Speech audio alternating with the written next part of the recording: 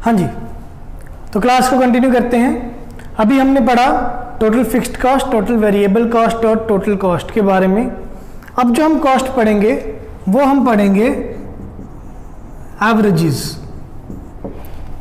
अब जो हम कॉस्ट पढ़ेंगे हम पढ़ेंगे एवरेजेस के बारे में, कि जो भी हमने फिक्स्ड कॉस्ट, वेरिएबल कॉस्ट और टोटल कॉस्ट पढ़ा है उनकी एवरेज पढ़ेंगे कि एवरेजली टोटल कॉस्ट तो हो गया कि सारे ही यूनिट्स को प्रोड्यूस करने का खर्चा, तो कितनी यूनिट्स आप प्रोड्यूस कर रहे हो उनका कुल लागत।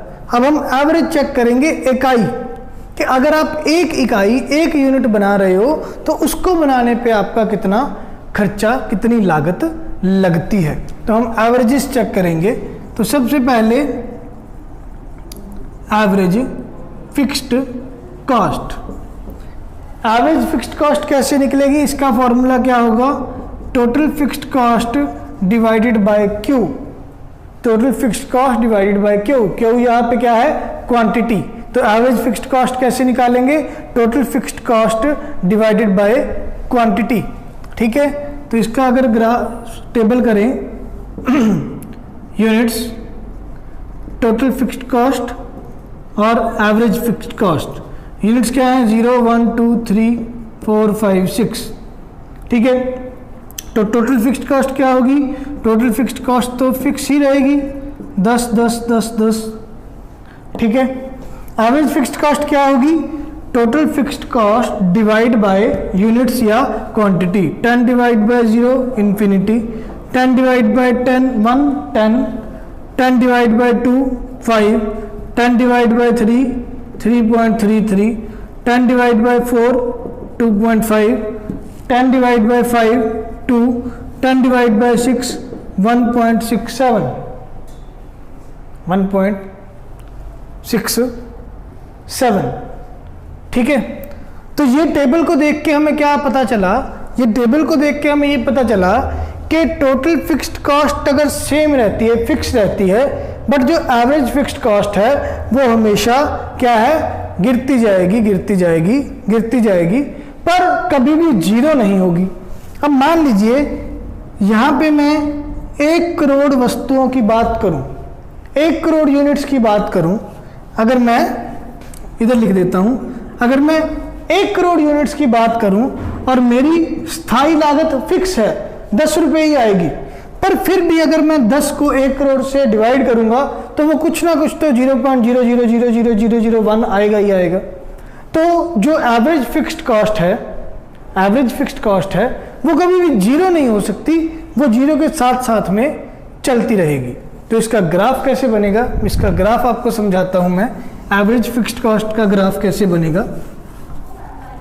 एवरेज फिक्स्ड कॉस्ट का जो ग्राफ होगा उसकी शेप कुछ इस तरीके की होगी, उसकी शेप कुछ इस तरीके की होगी कि पहले इन्फिनिटी है, पता ही नहीं कितना है, फिर 10 हुआ, 10 से कम होता होता होता होता होता वो जीरो के साथ साथ में यहाँ पे जीरो, ये एवरेज फिक्स्ड कॉस्ट, ये यूनिट्स।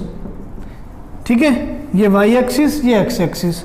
तो एवरेज फिक्स्ड कॉस्ट क्या करेगा, पहले तो कम होगा होगा होगा होगा, फिर जीरो के बराबर बराबर वो चलना शुरू कर देगा, क्योंकि एवरेज फिक्स्ड कॉस्ट कभी भी जीरो नहीं होगा। चाहे आप जितनी मर्जी यूनिट्स का प्रोडक्शन कर रहे हो, फिर भी वो 0.0001 चीज तो रह ही जाएगी। ठीक है, क्लियर है। तो ये है हमारा एवरेज फिक्स्ड कॉस्ट। फिर इसके बाद एवरेज वेरिएबल कॉस्ट, दूसरा क्या है, average variable cost. Average variable cost, average variable cost कैसे निकलेगा, total variable cost divided by quantity. Total variable cost divided by quantity. तो इसका भी टेबल बना लेते हैं। Units, total variable cost, average variable cost. Units कितनी है, 0 1 2 3 4 5 6 7। ठीक है, टोटल वेरिएबल कॉस्ट कितनी थी, 0 10 18 24 28 32 38 और 50। अब वेरिएबल कॉस्ट देखिए, यहाँ पे तो कुछ भी नहीं होगी, 10 9 8, 7, 6.4, 6.33, 7.1। टोटल फिक्स्ड कॉस्ट को आप एवरेज फिक्स्ड कॉस्ट बनाने के लिए क्या करोगे? टोटल वेरिएबल कॉस्ट को एवरेज वेरिएबल कॉस्ट बनाने के लिए क्या करोगे? टोटल वेरिएबल कॉस्ट को यूनिट्स के साथ डिवाइड कर दोगे, कॉस्ट को यूनिट के साथ डिवाइड करोगे तो वो एवरेज वेरिएबल कॉस्ट आ जाएगी। अब आपको एवरेज वेरिएबल कॉस्ट का इफेक्ट क्या देखने को मिला? एवरेज वेरिएबल कॉस्ट पहले कम हुई, फिर दोबारा बढ़नी शुरू हो जाएगी। एवरेज वेरिएबल कॉस्ट का हमें क्या इफेक्ट देखने को मिला कि पहले वो कम होती जाएगी, फिर दोबारा वो बढ़नी शुरू हो जाएगी। तो इसका जो ग्राफ बनेगा, इसकी जो कर्व बनेगी वो किस तरीके की होगी? इसकी कर्व जो बनेगी वो कुछ इस तरीके की यू शेप इसको बोलेंगे कि जो कर्व है एवरेज वेरिएबल कॉस्ट की वो यू शेप की बनेगी। क्लियर है? ठीक है। इसके बाद एवरेज वेरिएबल कॉस्ट के बाद एवरेज कॉस्ट। अब एवरेज कॉस्ट क्या होगा? टोटल कॉस्ट का डिवाइडेड बाय क्वांटिटी। ठीक है, तो सेम वही चीज, यूनिट्स, टोटल कॉस्ट और quantity, average cost. 0, 1, 2, 3, 4, 5, 6, 7। Total cost क्या थी? 10, 20, 28, 34, 38, 42, 48 और 60। ठीक है। अब एवरेज कॉस्ट कैसे निकालेंगे? Total cost divide by units. Infinity 20, 14, 11.33, 30 divide by 4 9.5, 8.4, 8 और 8.55। ठीक है। अब इसका भी इफेक्ट हमें क्या देखने को मिल रहा है कि पहले एवरेज कॉस्ट कम हुई, फिर दोबारा बढ़ना शुरू हो जाएगी। ठीक है, तो एवरेज कॉस्ट भी सेम वैसे बिहेव करेगी जैसे एवरेज वेरिएबल कॉस्ट बिहेव कर रही है। एवरेज वेरिएबल कॉस्ट पहले कम हुई, फिर बढ़ना शुरू हो गई, वैसे क्या होगा? एवरेज कॉस्ट भी पहले कम होगी, फिर बढ़ना शुरू कर देगी। ठीक है, तो एवरेज कॉस्ट का भी ग्राफ कैसा बनेगा? एवरेज कॉस्ट का ग्राफ भी यू शेप बनेगा। एवरेज कॉस्ट का ग्राफ भी यू शेप बनेगा। ठीक है, क्लियर है? अब तीनों का, अगर इन तीनों का मैं आपको ज्वाइंट ग्राफ कराऊं, इन तीनों का ज्वाइंट ग्राफ कराऊं, तो ये गया आपका एवरेज फिक्स्ड कॉस्ट, ये गया आपका एवरेज फिक्स्ड कॉस्ट। ठीक है, ये गया आपका एवरेज वेरिएबल कॉस्ट, ये जाएगा एवरेज वेरिएबल कॉस्ट और ये जाएगा एवरेज कॉस्ट। ठीक है, average fixed cost, average variable cost और एवरेज कॉस्ट। एक चीज हमें देखने को मिलेगी कि एवरेज फिक्स्ड कॉस्ट तो हमेशा गिरती जा रही है और जीरो के पैरेलल हो जाएगी।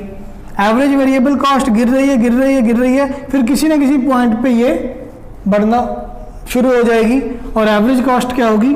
वो तो सेम एवरेज वेरिएबल कॉस्ट के साथ की कर्व बनेगी। तो ये इन तीनों का आपस में रिलेशनशिप हो गया। क्लियर है? ठीक है, तो ये तीन तरह की हमारी एवरेज कॉस्ट होगी। क्लियर है? अब एक कॉस्ट रह गई है हमारी, दैट इज मार्जिनल कॉस्ट। मैंने आपको पिछली क्लास में भी बताया था कि जिस भी चीज के आगे मार्जिनल वर्ड आ जाए उसका मतलब है नेक्स्ट या एडिशनल। अब इसका मतलब क्या है कि जितनी भी वस्तुएं बन रही हैं उससे अगर आपने एक नई चीज बनानी है, एक नई वस्तु का उत्पादन करना है या एक वस्तु की नई इकाई का उत्पादन करना है, you have to produce one new unit of that particular product. तो how much cost will that new unit incur is called as marginal cost. तो आप जो एक नई इकाई का उत्पादन करना चाहते हो, उस नई इकाई के उत्पादन से आपकी कुल लागत में क्या बदलाव आया, वो होगा आपका मार्जिनल कॉस्ट। मार्जिनल कॉस्ट को कैसे निकालेंगे? टोटल कॉस्ट n चीज़ों की minus total cost n minus 1 चीज़ों की। मान लीजिए मुझे पता है कि 10 चीज़ें बनाने पे 100 खर्चा आएगा और 11 चीज़ें बनाने पे 110 खर्चा आएगा। तो 11वीं का जब मैं खर्चा चेक करूंगा तो वो कितना होगा, 11 का कुल लागत 110 माइनस 10 का कुल लागत 100, तो वो कितना आ जाएगा 10 रुपये। 11 का कुल लागत 110, 10 का कुल लागत 100, तो मार्जिनल कॉस्ट कितनी आ जाएगी, 10 रुपये आ जाएगी। मार्जिनल कॉस्ट कितनी आ जाएगी, 10 रुपये।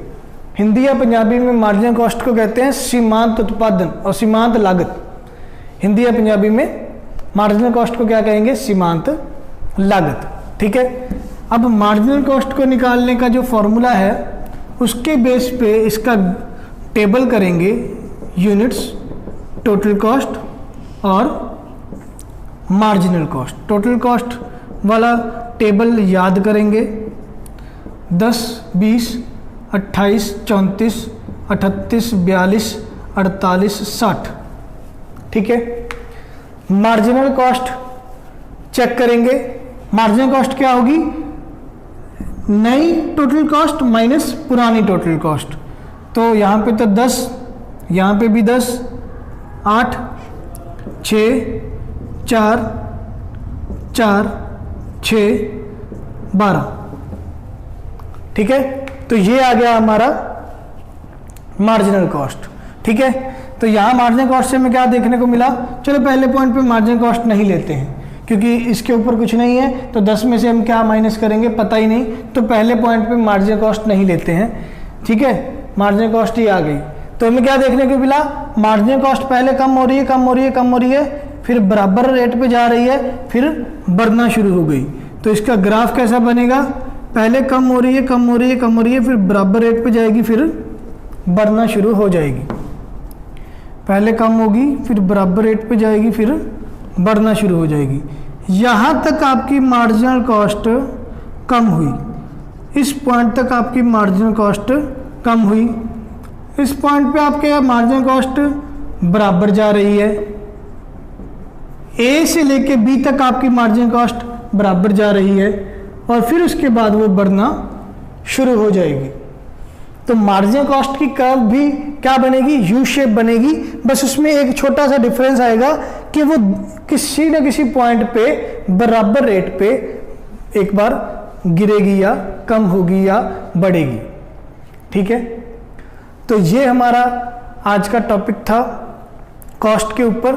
ठीक है, एक छोटा सा टॉपिक है, वो वैसे बहुत बार कम बार पूछा गया है, चलो मैं वो भी आपको साथ ही में करवा ही देता हूँ। जो हमारी ये एवरेज कॉस्ट हैं, average fixed cost, average variable cost और एवरेज कॉस्ट हैं, जो उनका मार्जिनल कॉस्ट के साथ क्या संबंध है, एवरेज फिक्स्ड कॉस्ट का या एवरेज कॉस्ट का या एवरेज वेरिएबल कॉस्ट का मार्जिनल कॉस्ट के साथ क्या संबंध है, अगर वो हम करना चाहें, ठीक है, तो वो देखते हैं। इसी टेबल के साथ ही में मैं लिख लेता हूं। ठीक है, ये यूनिट्स इधर लिखे रहने देते हैं, यहां पे मैं लिख लेता हूं एवरेज कॉस्ट। ठीक है, एवरेज कॉस्ट कैसे निकाल लेंगे, total cost divided by units. तो इन्फिनिटी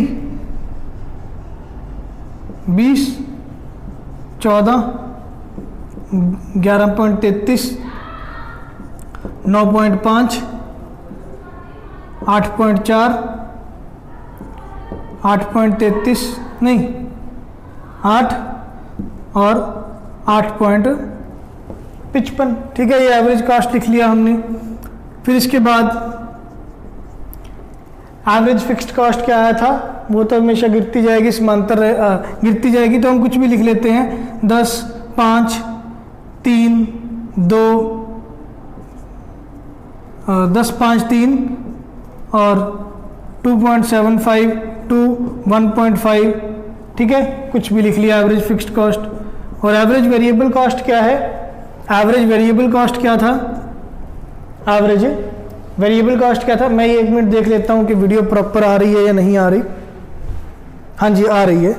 तो average variable cost, average variable cost क्या था, एवरेज वेरिएबल कॉस्ट कैसे निकालेंगे, एवरेज वेरिएबल कॉस्ट क्या था, पहले कम होएगी कम होएगी कम होएगी फिर बढ़ना शुरू कर देगी। तो वो कितनी थी 10, 9, 8, 7, 6, ठीक है, और 5, फिर बढ़ना शुरू कर देगी 6, 7, ठीक है। एवरेज वेरिएबल कॉस्ट क्या थी, पहले कम होएगी फिर बढ़ना शुरू कर देगी।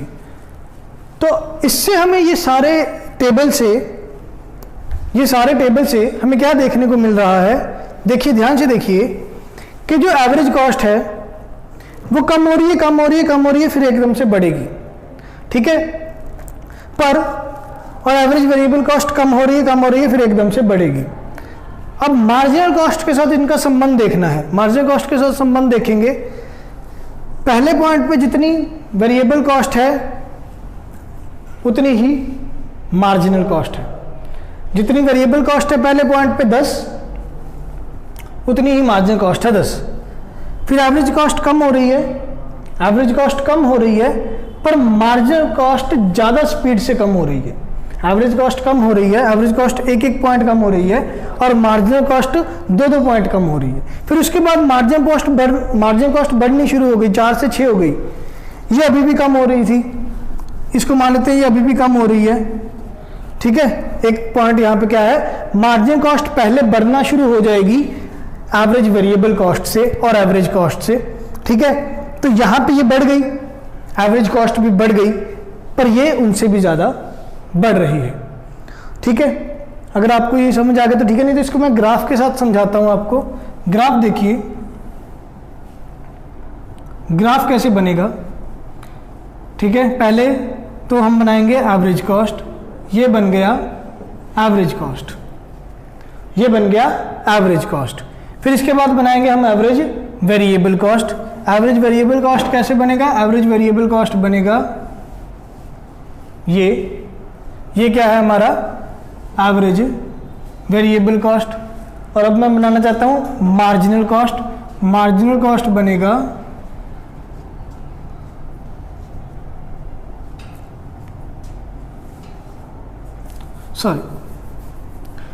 ये एवरेज कॉस्ट है, ठीक है। ये एवरेज वेरिएबल कॉस्ट है और ये मार्जिनल कॉस्ट है, ठीक है।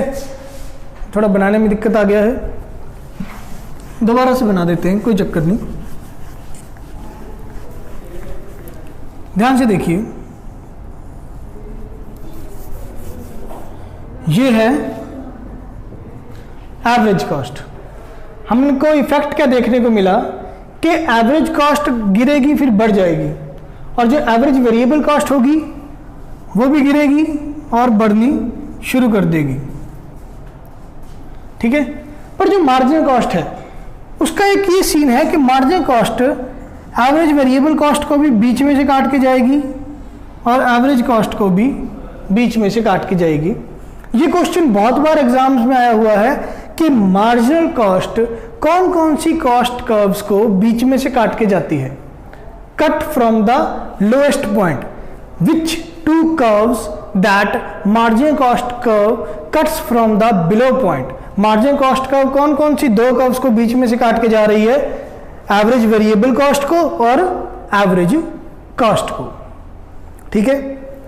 मैं आशा करता हूं ये आपको अच्छे से समझ आया होगा। अगर जी आपको ग्राफ और टेबल में कोई दिक्कत आ रही है तो कोई बात नहीं, जो मैं पॉइंट्स बोल रहा हूँ, जिस तरीके से मैं आपको बता रहा हूँ कि कैसे क्वेश्चंस आ रहे हैं या कैसे क्वेश्चंस आ सकते हैं, उस चीज़ को आप नोटिस करिए, उस चीज़ को ध्यान में रखिए कि आपका ऑब्जेक्टिव पेपर है तो आपको पूरा टेबल और पूरा ग्राफ ध्यान में रखने की जरूरत नहीं है। और अगर कोई भी आपको डाउट होता है तो आप हमारे व्हाट्सएप ग्रुप पे क्वेश्चन डाल के पूछ सकते हैं कि क्या आपको डाउट आ रहे हैं, ठीक है। तो आज के इस लेक्चर पे मैं अलविदा लेता हूँ। खुश रहिए, हैप्पी रहिए, हेल्दी रहिए। बहुत अच्छा लगा आज का लेक्चर लगा के, और मैं भी ये एक्सपेक्ट करता हूँ कि आपको भी बहुत अच्छा लगा होगा ये लेक्चर लगा के। काफ़ी इंफॉर्मेटिव लेक्चर रहा ये, कि सारा हमने कॉस्ट के बारे में पढ़ा। तो मैं एक्सपेक्ट करता हूँ कि आपको सारी चीज़ें अच्छे समझ आ रही होंगी, और अगर आपके कोई भी डाउट हैं तो आप हमारे व्हाट्सएप ग्रुप पे कभी भी मैसेज करके पूछ सकते हैं, ठीक है बच्चे। खुश रहिए, हैप्पी रहिए, हेल्दी रहिए, और अपने साथ वाले एनवायरनमेंट को भी आप हेल्दी और हैप्पी रखिए। गुड बाय, टेक केयर, मिलते हैं अगली क्लास में, बाय बाय।